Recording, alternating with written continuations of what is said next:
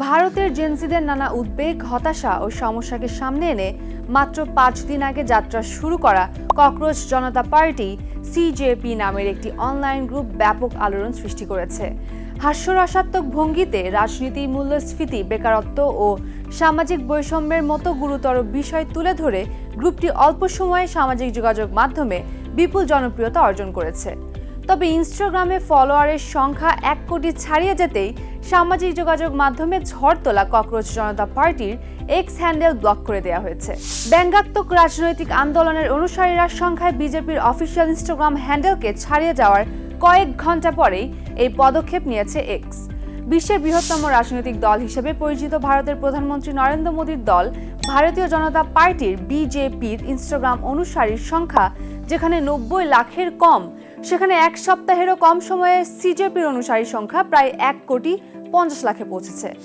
CJP 30 বছর বয়সী প্রতিষ্ঠাতা অভিজিৎ দীপকের ভাষ্য, ভারতের প্রধান বিচারপতি সূর্যকান্ত সম্প্রতি কিছু বেকার তরুণকে তেলাপোকার সঙ্গে তুলনা করে মন্তব্য করার পরই ককরোচ জনতা পার্টি নামটি বেছে নেওয়া হয়।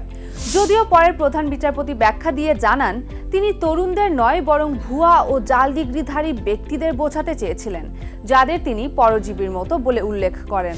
বর্তমানে যুক্তরাষ্ট্রের বোস্টনে বসবাসরত দীপকে বলেন, এটি ভারতের রাজনৈতিক আলোচনাকে বদলে দেওয়ার একটি আন্দোলন। মূলধারা রাজনীতিতে যুব সমাজের সমস্যাগুলো উপেক্ষিত, আমাদের কথা কেউ শুনছে না, এমনকি আমাদের অস্তিত্ব স্বীকার করতে চায় না।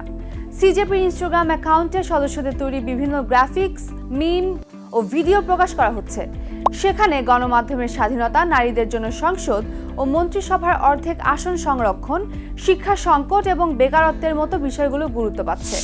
মজার ছলে দলটির সদস্য হওয়ার জন্য 4টি যোগ্যতাও নির্ধারণ করা হয়েছে। বেকার হতে হবে, অলস হতে হবে, সারাক্ষণ অনলাইনে সক্রিয় থাকতে হবে এবং ক্ষোভ প্রকাশে দক্ষ হতে হবে। দীপকে জানান, গুগল ফর্মের মাধ্যমে ইতোমধ্যে 4 লাখের বেশি মানুষ সিজেপির সদস্য হওয়ার জন্য নিবন্ধন করেছেন। তাদের মধ্যে 70% বয়স 19 থেকে 25 বছরের মধ্যে। এদিকে প্রতিবেশী বাংলাদেশ ও নেপাল জেনজিদের নেতৃত্বাধীন আন্দোলনের প্রেক্ষাপটে সিজেপির কার্যক্রম নিয়ে আলোচনা শুরু হলেও অভিজিৎ দীপকে এ ধরনের তুলনা থেকে সতর্ক থাকার আহ্বান জানিয়েছেন। তার ভাষায়, আমরা যাই করি না কেন তা সংবিধানের গণ্ডির মধ্যেই করব। এটি হবে সম্পূর্ণ শান্তিপূর্ণ ও গণতান্ত্রিক আন্দোলন।